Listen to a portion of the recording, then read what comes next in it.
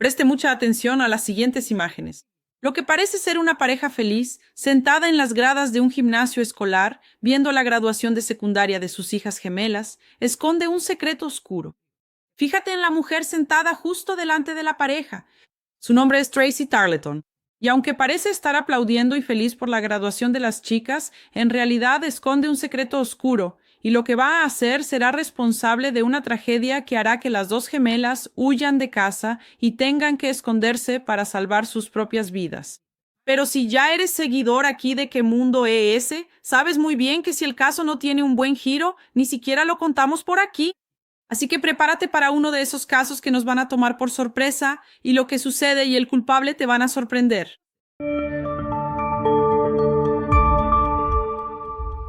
Hola, mi gente bonita. Yo soy Su y sean muy bienvenidos al canal. Si a ustedes, igual que a mí, les gustan las historias bizarras, crímenes reales, teorías de la conspiración, curiosidades, esas cosas bien extrañas y locas, no se olviden de suscribirse aquí al canal, activen la campanita de notificaciones para no perderse nada. Y denle like, comenten, compartan, porque todo eso ayuda mucho a la gente aquí en el canal, ¿vale? Y vamos al video. Vamos a conocer a los personajes principales del caso de hoy. El año era 1993 y las gemelas idénticas, Jennifer y Christina, de solo 13 años, lamentablemente tuvieron una infancia bastante turbulenta. Sus padres, Craig y Celeste, nunca ganarían el premio de Padres del Año. Vivían en constante conflicto y la madre era bastante violenta, tanto con su propio esposo como con las hijas. Ese año, finalmente terminaron una larga batalla judicial por el divorcio y también por la custodia de las hijas. Ahora, sorpréndanse con la decisión de la justicia respecto a la custodia. El juez simplemente decidió separar a las dos hermanas gemelas idénticas. Christina se quedó con la madre, mientras que Jennifer se quedó con el padre. Y para empeorar, Craig vivía en la ciudad de Stanwood, en el estado de Washington. Pero Celeste se casó con un hombre llamado Stephen y se mudó junto con Christina a Austin, Texas, a más de 3.500 kilómetros de distancia. ¿Puedes creerlo? De un día para otro, las gemelas fueron separadas y ya no se veían más. Ahora imagina qué crueldad, ¿no? ¿Y tú que estás viendo esto? Si eres hermano o hermana gemela, déjalo aquí en los comentarios porque los gemelos tienen una conexión fuera de lo común. Tengo amigas gemelas y parece que tienen un solo cerebro, terminan la frase de la otra. Es algo surrealista, ¿no? Y Christina y Jennifer eran así. Mejores amigas, crecieron inseparables y por causa de un divorcio se vieron en esa situación. Mira esto. Ahora vamos a julio del 96.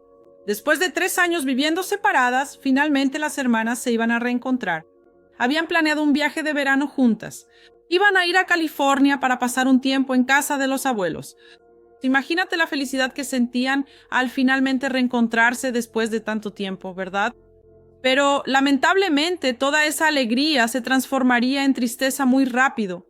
Cuando Jennifer llegó a la casa de los abuelos en California, intentó llamar a su padre para avisarle que había llegado y que el viaje había sido tranquilo, pero nadie contestó.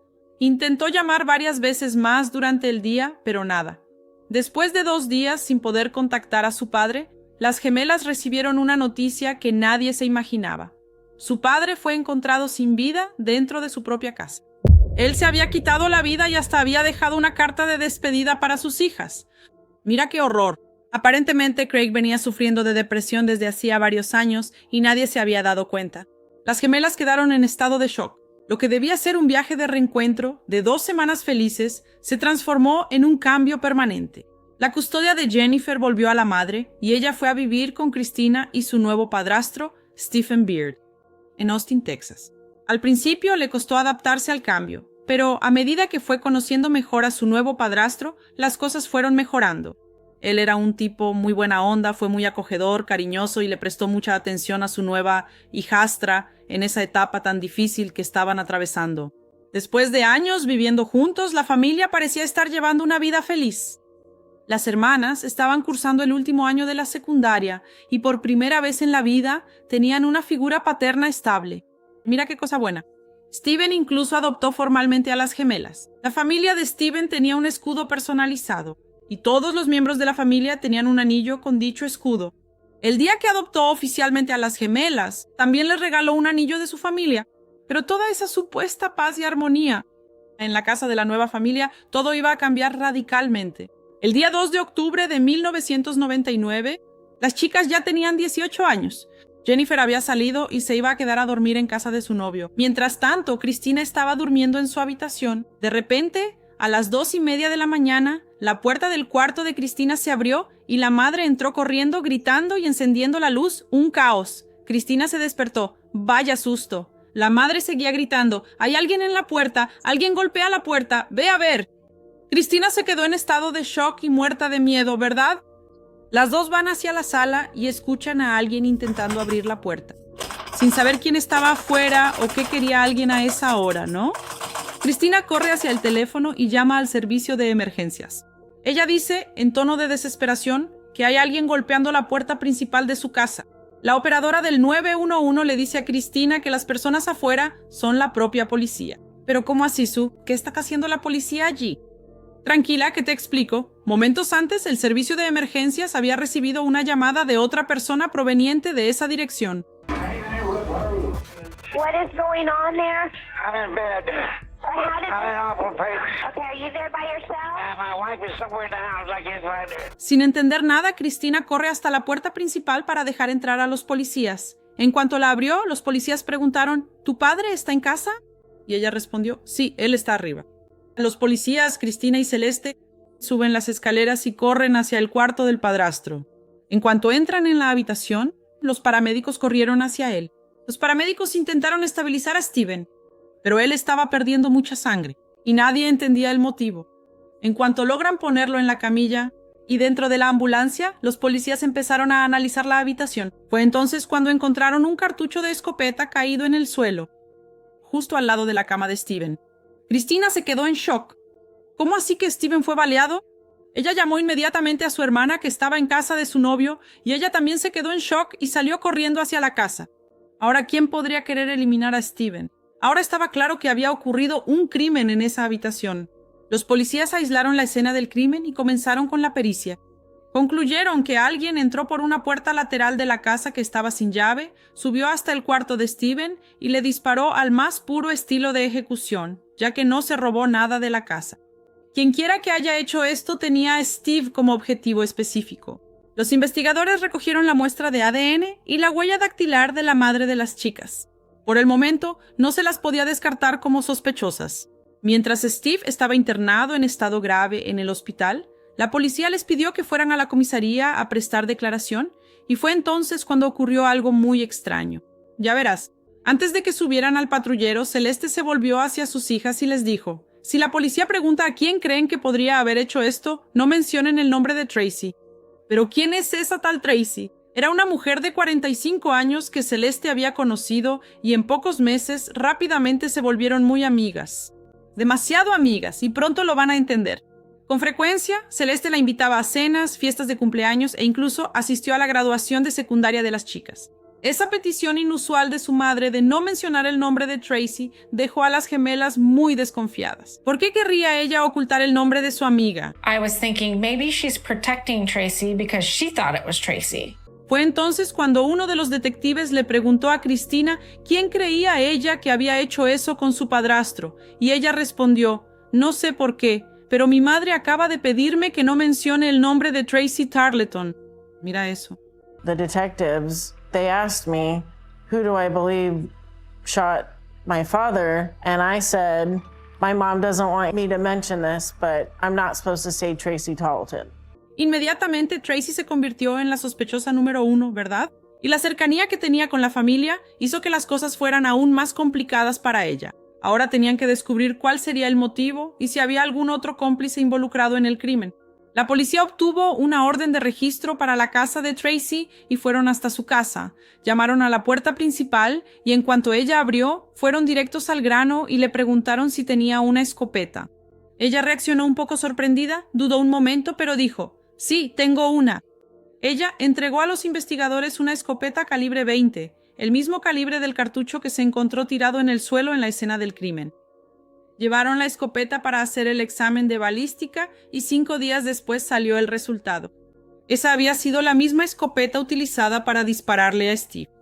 Tracy Tarleton fue arrestada de inmediato y acusada de intento de homicidio. Pero todo eso no tenía mucho sentido, ¿verdad, gente? Tracy se mantuvo en silencio y se negaba a decir cualquier cosa sobre aquella noche. Los investigadores no lograban entender cuál sería el motivo que ella tendría para acabar con la vida de Steve.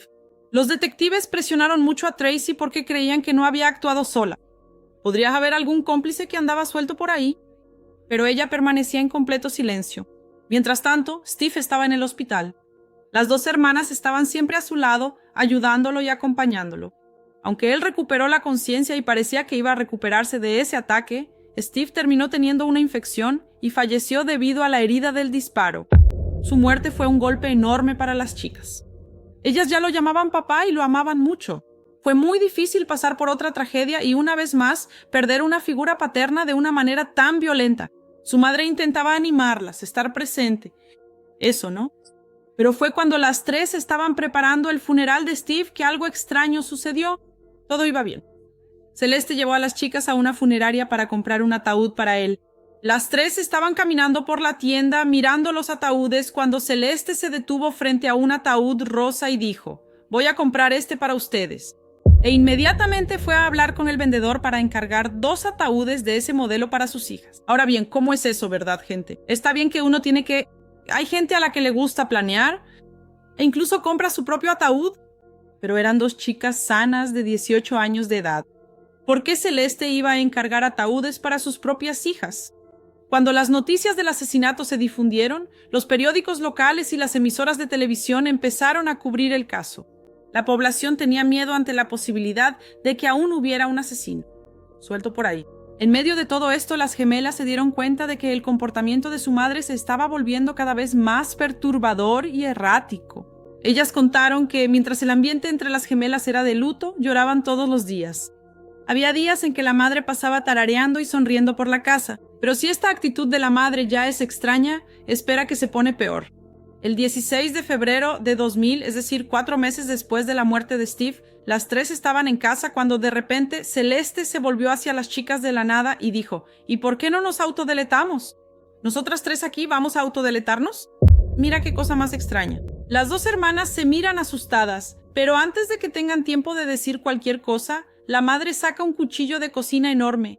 Ellas piensan que la madre las va a atacar con el cuchillo, pero la loca se clava el cuchillo en su propia pierna y la sangre empieza a brotar por todas partes. She then said, "Hey, why don't we all kill ourselves?" And all of a sudden, she pulls out a knife. She's holding it like this, and she goes to like kind of lunge. She just stabs herself in the leg. Blood starts gushing everywhere. I was just like, what is happening? Las chicas llaman a emergencias en estado de shock y piden ayuda. Tú piensas, una ambulancia llegó rápidamente y los paramédicos lograron detener la herida. Subieron a Celeste a la ambulancia y la llevaron al hospital más cercano. La semana siguiente, mientras seguía hospitalizada, Celeste llamaba continuamente a sus hijas, pero les decía cosas horribles. Ella era completamente desequilibrado.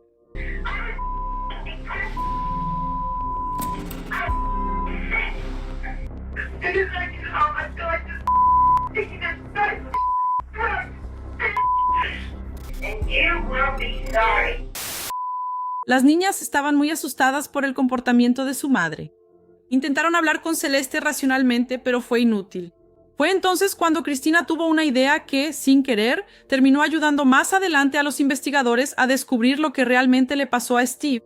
La idea de Cristina fue grabar las llamadas de su madre para después, cuando ella estuviera más tranquila, mostrarle las grabaciones a Celeste para que escuchara las cosas horribles y sin sentido que le estaba diciendo a sus hijas.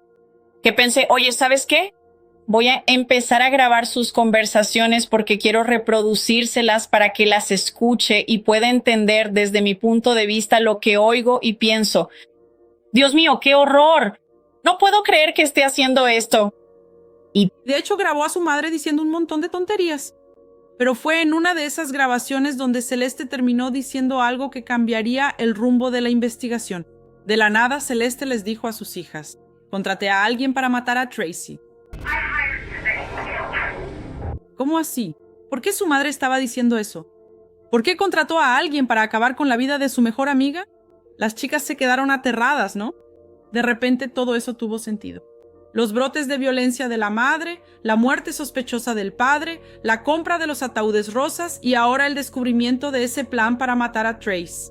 Ellas concluyeron que, de alguna manera, todo estaba conectado, y lo peor, ellas eran las siguientes en la lista. Para empeorar las cosas, las gemelas fueron informadas de que su madre iba a recibir el alta del hospital y volvería a casa al día siguiente. Las dos no tuvieron ninguna duda, el instinto de supervivencia surgió, y concluyeron que tenían que huir de casa y esconderse para asegurarse de que su madre no pudiera hacerles nada.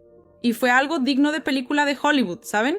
Se hospedaban en esos moteles americanos al borde de la carretera, nunca se quedaban más de unos días y ya cambiaban de hotel, sacaron todo el dinero que tenían en el banco y solo pagaban todo en efectivo para no usar la tarjeta y no ser rastreadas por su madre, ya que ella tenía acceso a sus extractos. Y mientras tanto, Celeste se enfureció al volver del hospital y no encontrar a nadie en casa, y pasaba todo el tiempo intentando localizar a sus hijas. Mientras Celeste buscaba a sus hijas, ellas decidieron llevar las grabaciones de su madre a la policía para intentar obtener una orden de restricción contra su propia madre. Y ellas consiguieron dicha orden, pero aunque las grabaciones aumentaban la sospecha de la implicación en la muerte de Steve, la única persona que podría esclarecer y tal vez confirmar la participación de Celeste en la muerte de su marido era Tracy. Pero ella no decía una palabra. Ella estaba esperando el juicio, pero seguía sin decir nada. Pasaron 2 años de esta locura cuando, en marzo de 2002, Tracy estaba en su celda y leyó en un periódico la noticia de que las gemelas habían recibido una orden de protección por violencia familiar contra la madre. En ese momento decidió romper el silencio, llamó al guardia de la prisión y dijo que quería hablar con el detective. Dijo que iba a cooperar y contar todo lo que había pasado. Ya verás. Ella confirmó las sospechas de los investigadores de que no eliminó a Steve sola y que en realidad fue Celeste quien planeó todo el crimen. Con esta nueva información, y además los audios de las llamadas que las hijas grabaron, finalmente la policía tenía motivos para ir tras Celeste, y cerca de 20 días después fue detenida preventivamente, acusada de participar en la eliminación de su propio esposo. Aunque estaba detenida preventivamente, las pruebas aún eran débiles para garantizar una condena. Entonces las gemelas empiezan a trabajar con los fiscales, abogados e incluso con Tracy, la mujer que apretó el gatillo para derribar a su madre y asegurarse de que nunca salga de prisión. El 3 de febrero de 2003 comenzó el juicio de Celeste. Era la primera vez en más de un año que las gemelas iban a estar así, cara a cara con su propia madre.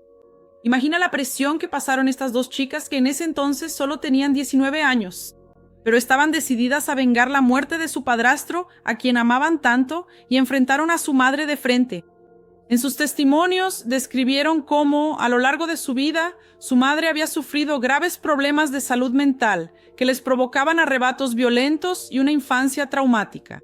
Jennifer reveló que cuando Celeste se casó con Steve, el ejecutivo de televisión jubilado de 69 años y multimillonario, no fue por amor, sino para acceder a su gran herencia. ¿Alguien te ha hablado alguna vez de sus sentimientos hacia Steve Bear? Bueno, ella dijo que se casó con Steve por su dinero. ¿Te contó qué pasaría si Steve muriera? Que ella se quedaría con todo. Ella no dejaba de decir, ¿por qué no se muere de una vez? Los investigadores descubrieron que, tras apenas 6 meses de matrimonio, Celeste había gastado más de $500,000 del dinero de su marido, comprando a escondidas varias prendas de marca, joyas, bolsos, un montón de cosas así. Ellas también contaron que presenciaron varias veces a su madre poniendo somníferos en la comida y la bebida de Steve, y que en cuanto él se dormía, ella salía de casa a escondidas y solo volvía tarde en la noche. Ahora, ¿quién sabe a dónde iba, con quién iba, a quién encontraba y qué hacía en esas escapadas, no? Ahora viene la explicación de dónde conocía Celeste a Tracy y por qué eran tan amigas. En febrero de 1999, 8 meses antes del asesinato de Steve, Celeste tuvo un brote psicótico en casa, tomó un taladro y lo apuntó a su propia cabeza, y luego lo apuntó a Cristina, amenazando con matarla también. Por causa de ese brote, fue internada a la fuerza en el Hospital Psiquiátrico St.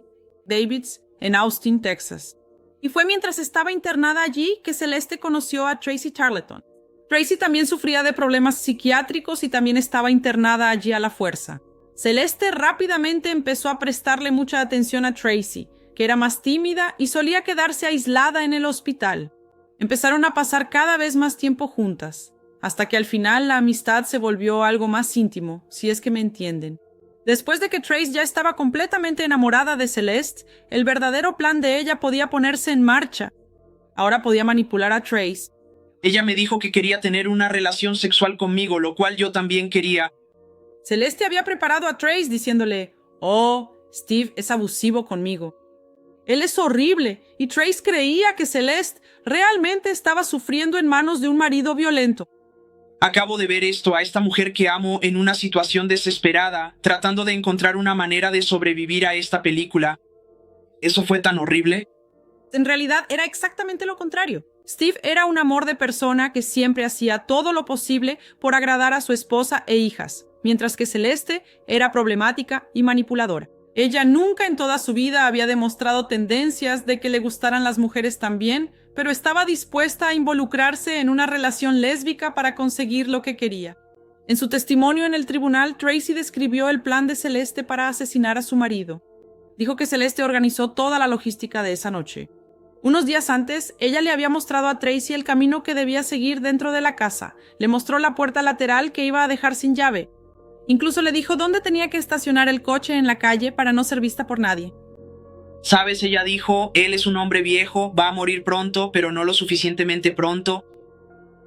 Ella tenía un plan y quería que yo le disparara con mi escopeta.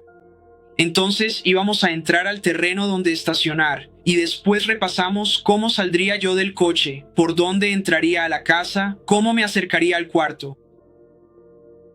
Y caminé hasta el final del edificio, lo vi, paré el coche y le disparé.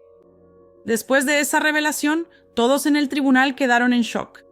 Celeste miraba fríamente a la ex amiga y ex amante en el estrado de los testigos. Movía la cabeza y a veces incluso se reía de algunas cosas que ella decía. Pero la sonrisa desapareció cuando llamaron a declarar a sus propias hijas y también mostraron la grabación de audio del plan de asesinato contra Tracy, así como las constantes amenazas a las chicas. El juicio se prolongó durante varias semanas hasta que el 19 de marzo de 2003, tras 3 días de deliberación, los jurados finalmente llegaron al veredicto. El ambiente estaba tenso y las chicas estaban desesperadas ante la posibilidad de que su madre fuera declarada inocente.